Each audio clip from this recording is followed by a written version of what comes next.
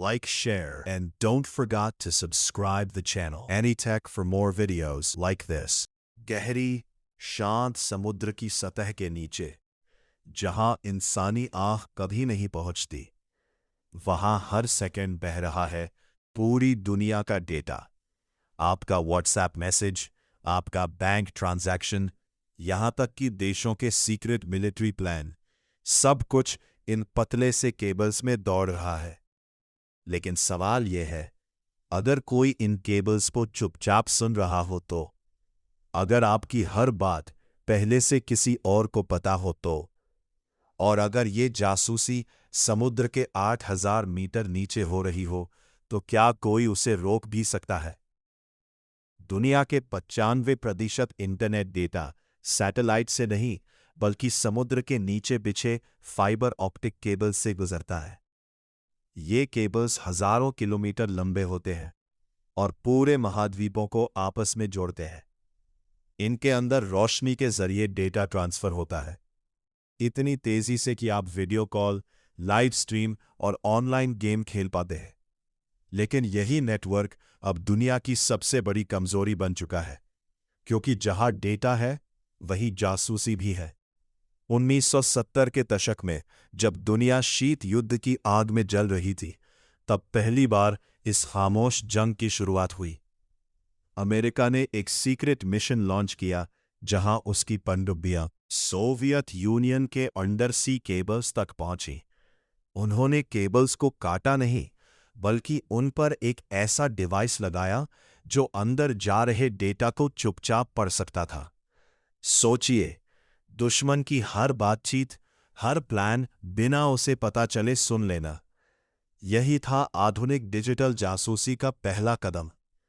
लेकिन आज ये खेल और भी खतरनाक हो चुका है। अब ये सिर्फ एक देश की बात नहीं, बल्कि पूरी दुनिया की ताकतें इस रेस में शामिल हैं। समुद्र के नीचे जहां सब कुछ शांत दिखता है, वहीं चल रही है एक खामोश जंग। ऐसी जंग जिसमें गोलियां नहीं चलती, लेकिन पूरे देशों को गिराया जा सकता है।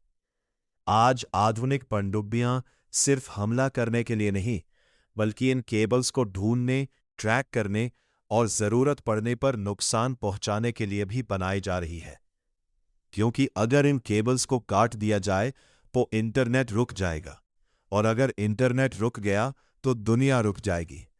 कल्पना कीजिए, एक सुबह आप उठते हैं और आपका फोन नेटवर्क नहीं पकड़ रहा। आप बैंक ऐप खोलते हैं, लेकिन वो काम नहीं करता। एयरपोर्ट्स पर फ्लाइट्स रुक जाती है, स्टॉक मार्केट क्रैश हो जाता है, और धीरे धीरे पूरी दुनिया अंधेरे में डूबने लगती है। ये सिर्फ एक कल्पना नहीं, बल्कि एक असली खतरा है। क्योंकि कई बार ये केबल्स अचानक टूट जाते हैं, कभी जहाज का एंकर तो कभी समुद्री भूकंप। लेकिन हर बार वजह इतनी सरल नहीं होती। कुछ एक्सपर्ट्स मानते हैं कि ये हमले भी हो सकते हैं, ऐसे हमले जिनका कोई सबूत नहीं छोड़ा जाता। समुद्र के नीचे ना कोई कैमरा होता है, ना कोई गवाह, और यही इसे दुनिया का सबसे परफेक्ट जासूसी जोन बना देता है। अब सवाल उठता है, इन केबल्स को कंट्रोल कौन करता है? जवाब आपको चौंका सकता है। कई बड़े टेक कंपनियां अपने खुद के अंडरसी केबल्स बना रही हैं। मतलब आपका डेटा सिर्फ सरकारों के हाथ में नहीं, बल्कि प्राइवेट कंपनियों के कंट्रोल में भी है।